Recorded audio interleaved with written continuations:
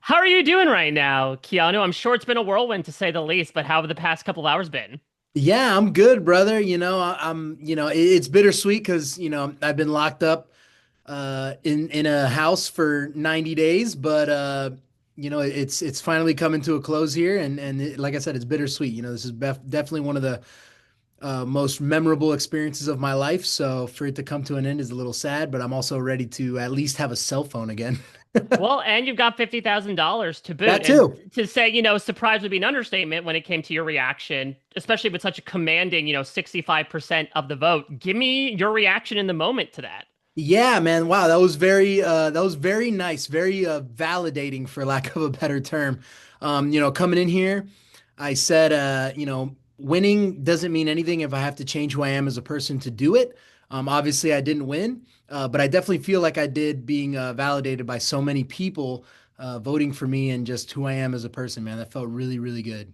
Well, let's talk about the very important vote that you cast. Obviously, a lot of shock amongst you all in Morgan going, but I'm curious, if you would envision that scenario, were you always going to vote Ashley, or was there something that happened during the final two speeches and questions that made you want to lock in your key for her?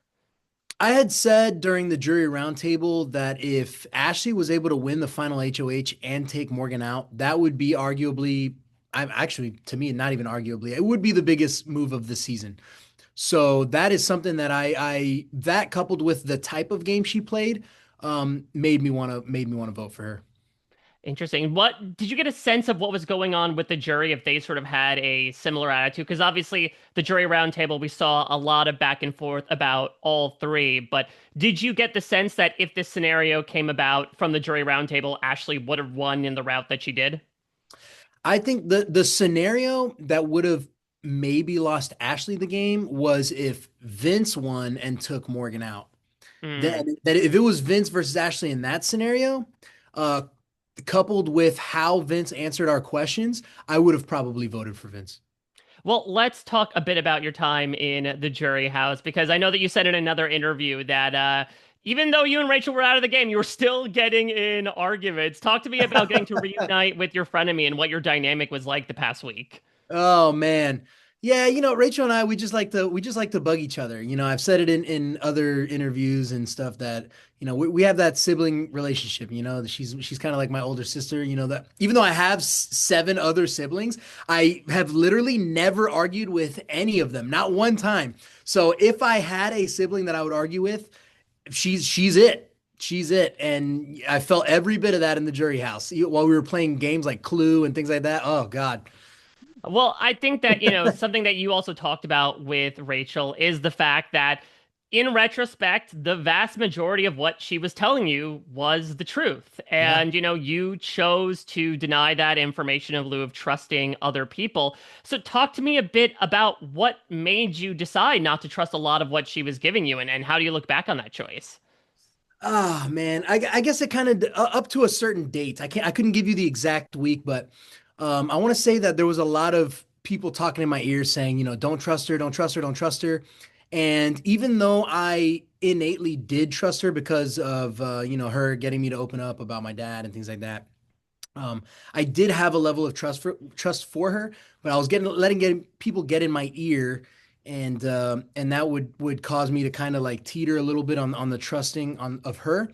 And then when she nominated Riley as the renom in whatever week that was, week 7 or so, that made me feel like even I had explicitly told her I was like, yo, that's really bad for my game, this and that, and I respected the move. Did I feel like he needed to go home? Absolutely. He was probably going to be a very good competitor. So, but I just wish it wasn't at that moment. And I felt like she was not taking my game into consideration in that moment. And it made me not trust her as much, at least in that moment. Then we mended fences, hence the whole frenemy thing. We're friends, we're enemies, we're friends, we're enemies. So, I wish I would have listened to her, obviously. But yeah, there was a couple little factors there. It wasn't so black and white. Well, listen, I would be remiss on that note to not bring up that fans have sort of perceived that maybe you played with some preconceived biases. And it did seem like generally when people like Rachel or Ashley or a lot of the women in the house would approach you with information, you would be much more convinced to deny that it wasn't true. And then you would more so trust inherently the information from a lot of the men, like Riley, like Vince, who obviously did not have your best intentions at heart. What is your reaction to that? How did you discern who to trust and why? Yeah, you know what? I think that has a lot more to do with how the beginning of the game shaked out. You know, when Jimmy put a big target on my back and then lied to me and led me basically to believe that, Morgan and Mickey were the ones that were like basically plotting my demise. I think that's where a lot of that initially came from. And then obviously, Rachel and Ashley were both, uh, with them to some degree. So it's kind of like the house was a little bit split in that regard. And then it's kind of unfortunate because I did trust people like, even though Lauren did put me up initially at the beginning, I did have a lot of trust for her. I know she didn't necessarily want to put me up. So, I trusted Lauren, I trusted Kelly. But they weren't the information seekers. So that I mean that is unfortunate that that's the conception out there. But Yeah. uh, but yeah, that's really where it came from. Mostly the beginning of the game and how that was how that started. Well, we mentioned Vince. You were someone who talked about the fact that he was a brother to you, for better and for worse. So, again, it's only been about a week or so since you've left the house. What are sort of your feelings on him as you were sitting in that jury house? How much were you weighing these ideas of like, I trusted this guy so many times, despite how many warning signs there were, and he was the one to not literally put the knife in the voodoo doll, but metaphorically so. Yeah, no, I mean, coming out of that eviction, I had felt very strongly that Morgan was the one to basically hit the final blow on me by winning the veto. But that was quickly changed when, when I got to the jury house and they're all like, "Well, he kind of is he's the one that convinced you that you were safe. So really he is the one that put the hit the final blow there." So, um yeah, man, I'm okay with him. You know what I mean? At the end of the day, it's just a game. I know there's a lot of money on the line and things like that, but um, it's not even about that. I feel like the relationship that I have built with him is was sincere. There may have been insincere moments due to the fact that we were playing a game, and that's really what I look at is that at the end of the day we're playing a game, and but we're still boys, so. Well, there were a lot of calls for you to get the call to be on the challenge, given your competition prowess. Do you have any interest in going on that or any other reality shows now that you've kicked off your reality TV career? Yeah, yeah. I had a conversation with Rachel, I want to say like in week 2 or something like that. Or no, actually, I think it was the same conversation that allowed me to kind of open up to her. She had asked me why I was here. I gave her my answer, and then I asked her, "Why are you here?" And she was like, "Well, in this business, your days are numbered, and so you take every opportunity that you can get." And that meant a lot to me. So, I didn't know what I was gonna get, coming out of here.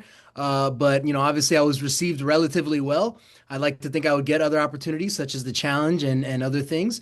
And I plan on taking every opportunity, that makes sense for me. So, Last but certainly not least, if you could put your Big Brother game into a D&D class, what was the class you played as this season? ooh, I would say I'll always err on the side of me being a paladin, man. They're the tanky class. I definitely took a lot of the blows. I was the target, so I definitely played the beginning like one. In the middle there, I would say I probably took a little bit of a hex blade dip, turning on my charisma and allowing myself to have a little bit more of a social game. And at the end, uh, probably reverted back to a paladin and and being the righteous warrior. Well, you laid a divine smite on this season, sir. Well, thank you so much for taking the time to talk with me, especially, again, taking a lot of those perceptions on the chin. It's very clear that I think you're a very open person, despite how closed off you might have been in those situations. And I think it seems like, from my perspective, you're walking out of the game with, a very clear head, which is tough to do given how confining the game was. And again, a little bit of chunk and change to go with it. So I'm sure this will not be the last time we'll be talking, not the last time we'll be seeing you on our screens. Hopefully this is just the beginning. So thank you, Keanu, for Thank not you. only talking with me today, but everything you brought over the past 82 days. Thank you, Mike. I appreciate it, brother. Thank you so much. Of course, all the best to you and yours. Best of luck getting acclimated back into reality. You got a lot to catch up on, man. But have a good night. Thanks again. Thank you. You too. Bye bye.